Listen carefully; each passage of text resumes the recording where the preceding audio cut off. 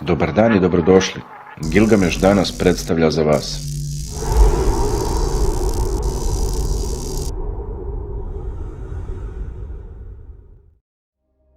Smrt je oduvijek bila tajanstvena i značajna u različitim drevnim kulturama.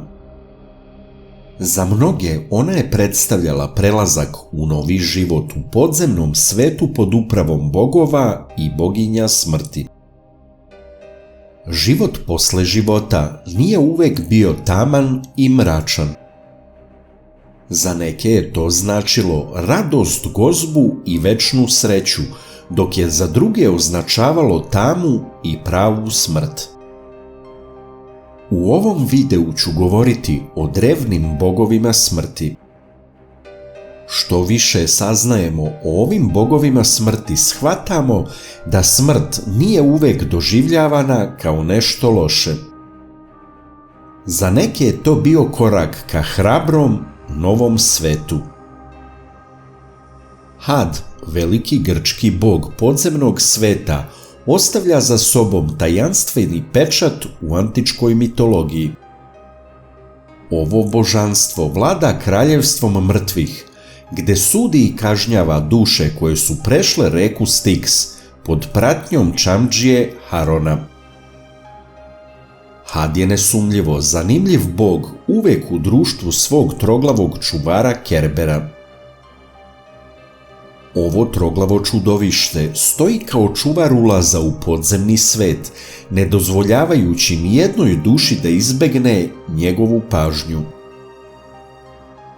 Sam Had je besmrtan i nevidljiv, zamotan u tamu. Ova nevidljivost činila ga je mističnim i tajanstvenim. Njegovo carstvo, poznato kao Erebus, bilo je maglovito prebivalište za duše koje su se nalazile tamo, nakon što su napustile svet živih. Had je bio strog i pravedan u svojoj vlasti, često sudeći i kažnjavajući grešnike. Njegova reputacija bila je visoka i vernici su se plašili od njega, često prinoseći žrtve kako bi stekli njegovu milost.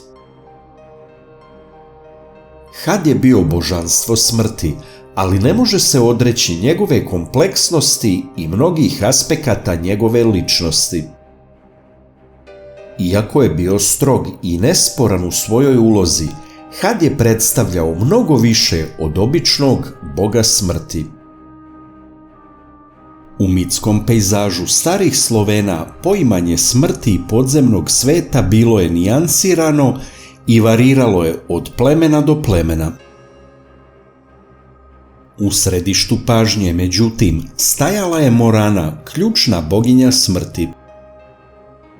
Još je poznata i kao Marzana, Marena i Mara. Njena veza sa sezonskim promenama donosila je smrt i obnavljanje, posebno kroz njeno kraljevstvo koje dolazi zajedno sa zimom. Sa zimom Morana donosi smrt na zemlju, zaustavljajući rast useva, dovodeći do gladi i postavljajući izazove pred život. Pred kraj zimske sezone složeni rituali su se izvodili kako bi vernici pokušali oterati Moranu. Verovanje je bilo da kraj zime predstavlja smrt ove boginje, otvarajući put za preporod Vesne, boginje proleća. Morana nije bila samo gospodarica zime i smrti. Smatrala se i boginjom snova, noćnih mora i čarobnjaštva. Ponekad su je upoređivali sa drevnom grčkom boginjom Hekatom. U starom Egiptu smrt nije bila samo završetak, već prelazak u nešto grandioznije i dublje od zemaljskog postojanja. Kada bi Egipćanin preminuo, verovalo se da će se suditi njegovoj duši na posebnoj vagi. Ishod ovog merenja biće presudan za put duše, da li će ući u Daut, podzemni svet. Bog Anubis bio je oličenje smrti, balzamovanja zagrobnog života i tamnih podzemnih sfera. Njegova uloga obuhvatala je vođenje ceremonije merenja srca i vođenje preminulih kroz vrata carstva Dauta. Anubis je dočaran s ljudskim telom i glavom egipatskog zlatnog vuka, često nazivanog šakalom. Njegov brat, bog Vepvavet, također je imao vučiju glavu. Iz tog razloga drevni Egipćani su Anubisu prinosili žrtve, među kojima su se često nalazili mumificirani šakali. Na hiljade ovih svetih životinja otkriveno je na grobljima u Sakari i drugim svetim mestima. U kasnijem toku egipatske istorije Oziris je preuzeo vladanje nad podzemljem, ali Anubis nije izgubio svoju moć nad dušama, vodeći ih kroz vrata u carstvo besmrtnosti. U drevnoj sumerskoj mitologiji Ereškigal je bila vladarka podzemnog sveta Uruka, poznata kao kraljica velike zemlje. Delila je vlast nad mrtvima sa svojim moćnim suprugom Nergalom. Neki izvori tumače njeno ime kao dama velikog mesta, gde je to veliko mesto upravo carstvo mrtvih. U mnogim očuvanim mitovima objašnjava se da je Ereškigal preuzela ovo carstvo od vlastite sestre, glavne boginje Ištar. Njen potomak, glasnik i lični sluga bio je Namtar, zli demon povezan sa samom smrću. U drevnom gradu Kuti postojao je veliki hram posvećen Ereškigal, a verovalo se da ceremonije u njeno ime mogu izlečiti ljude i osloboditi ih zlih duhova. U svetu drevnih vikinga smrt nije bila završetak, već prelazak hrabrih u epski spektakl.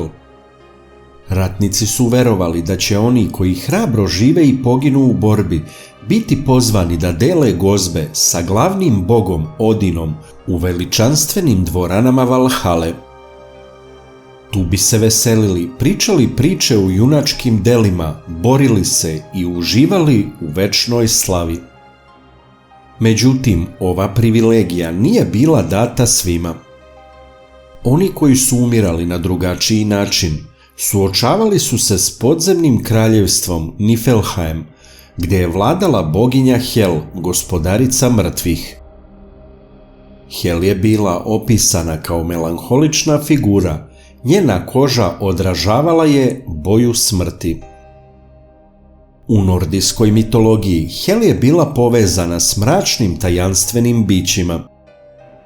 Bila je ćerka Lokija, boga prevare i divovske Angerbode, majke čudovišta poput zastrašujućeg vuka Fenrira i zmije Jormungandre. Oni koji su umirali od bolesti, starosti, kukavičluka ili kao moralno sumnjivi pojedinci, bili su osuđeni na dvorane Hel, gde je ova boginja vladala. Njeno carstvo bilo je potpuna suprotnost blistavim dvoranama Valhale, stvarajući sliku jasne paralele s hrišćanskim konceptom raja i pakla. Bogova i boginja smrti ima jako puno u svim svetskim mitologijama. Koja mitologija za tebe zvuči najprivlačnije i najzanimljivije? Ostavi komentar na tu temu, to će mi pomoći da napravim neki od sljedećih videa. Podržite nas klikom na like i prijavljivanjem na kanal ako to već niste uradili i budite među prvima koji će vidjeti zanimljivi, obrazovni ili misteriozni videoklip koji budemo postavili. Hvala vam na podršci.